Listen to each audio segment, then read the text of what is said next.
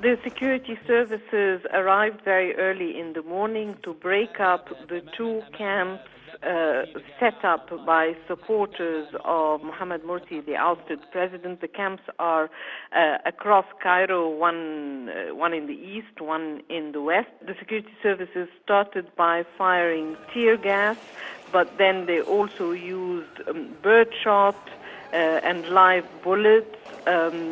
People contacted inside the camp said that there were snipers on top of buildings, including the administrative building of Egyptian intelligence, which overlooks the camp.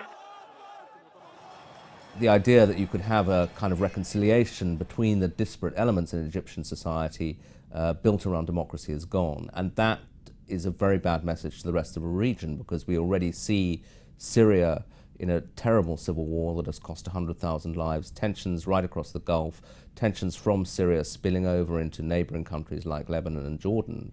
So the threat is that there's a sort of an all-out conflict right across the Middle East, played out in various forms. Some of it will be Islamists versus the military, and indeed that's sort of what the Syrian war looks like to some extent. Well, the news that the camps had been overrun by the security services unleashed a wave of violence across the country.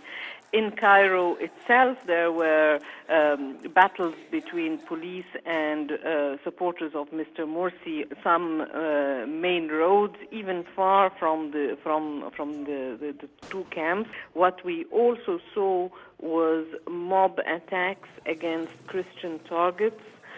That is mainly in the south of the country. The number of churches targeted is unprecedented. The United States strongly condemns today's violence and bloodshed. The West really doesn't know where it stands at all, because it's got a set of rather simple, kind of comforting nostrums about democracy, etc., etc. And when those stop working out, they're left shrugging their shoulders. There's a very interesting emerging rift between Turkey and the West. The Prime Minister, Mr. Erdogan, has actually started talking about a global plot against Islamist governments. And if he continues along that line, seeing a conspiracy against him from the West, and disgusted by what he regards as the West's failure to condemn the overthrow of the government in Egypt and then the massacres in Cairo, then a serious rift opens up between Turkey and the West.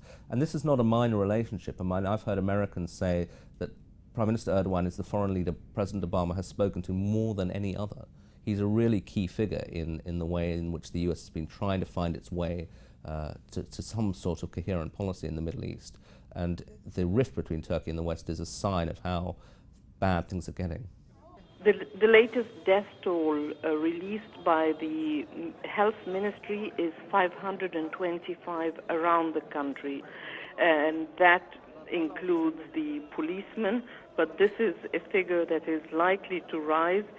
I saw around 250 bodies in a mosque just about 1 or 2 kilometers away from the larger of the two camps. These bodies do not appear to have been counted in the official death toll, because that is usually compiled from hospitals and official locations.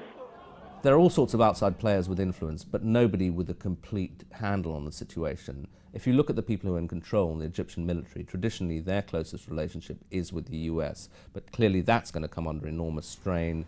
There are other players who might be less squeamish about dealing with the Egyptian military.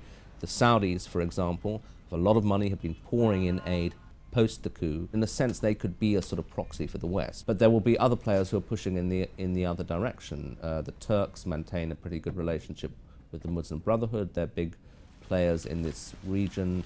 The Qataris have been playing a bizarrely large role for such a tiny but rich place. There are lots of people with a stake. I mean, you could even talk about the European Union, which came in it for a while and will be trying to get involved.